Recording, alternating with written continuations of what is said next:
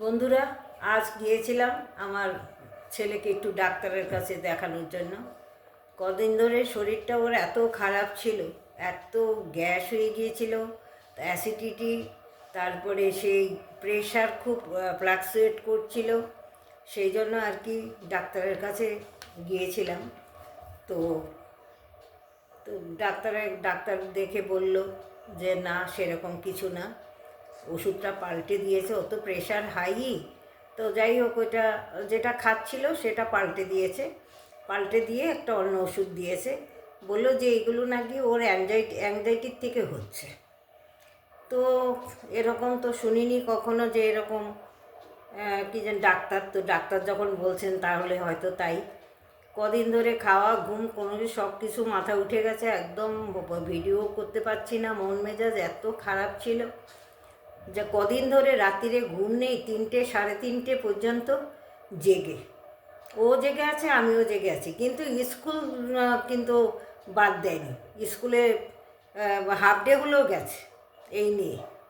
তা যাই হোক, সেটা ডাক্তার দেখে বলল সেরকম কিছু না। তো ওষুধটা পাল্টে দিয়েছে, পাল্টে দিয়ে তো দুধে মানে খেয়ে বলেছে যে এটা 10 দিন খেয়ে দেখুন, 10 দিন পরে আবার আসবেন, তারপরে আবার দেখব। অ্যাংজাইটিরও ওষুধ দিয়েছে। তো সেটা তো এখন জানি না ও সেটা খাবে কি খাবে না। তো এই আর কি, খুব মনটা খারাপ ছিল। ডক্টর যখন বললো যে না কিছু হয়নি, তা এখন আমার একটু স্বস্তি আর কি। তার মধ্যে আজকে আমার খুশিকে চান করালাম, খুব ভালো করে স্নান করিয়েছি। শীতের মধ্যে তো স্নান করানো যায় না, চান করিয়েছি।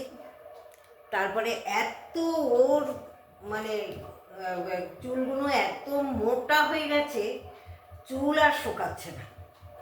তো এত যখন ডাক্তার বলল ঠিক আছে ভালো, এখন কিছু সেরকম কিছু হয়নি, তারপরে আসার সময় একটা ড্রায়ার কিনে নিয়ে আসলাম।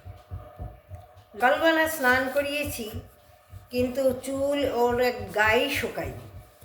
তখন ভাবলাম যে যাকে ডাক্তার যখন বলছে সব ঠিকঠাক আছে, কিছু হয়নি, তখন আমি আবার এটা আবার মার্কেটের উপরেই ডক্টর বসেন, তো আসার সময় এটা কিনে নিয়ে আসলাম।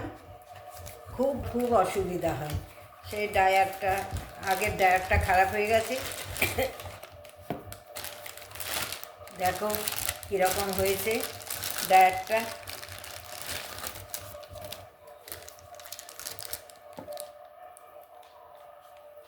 এটা কি করে অবশ্য আমার জানা নেই।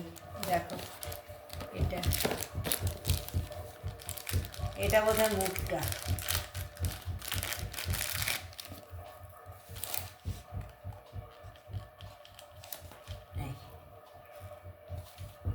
এটা খুব ভালো হলো ওর জন্য, আমাদেরও কাজে লাগবে, ওর জন্য খুব ভালো হলো। কেননা ওর চুল এত মোটা ওর, তার কিছুতেই চুল শোকায় না, চুল না শোকালে গায়ে গন্ধ হয়ে যায়। যাই হোক, এই একটা কিনে নিয়ে আসলাম। কেমন হয়েছে তোমরা বলো, আর আমার ছেলের জন্য তোমরা একটু প্রে করো যেন ও সুস্থ থাকে, ভালো থাকে। সেই আমার তো এই একটাই, আমার খুব চিন্তা হয় সব সময়।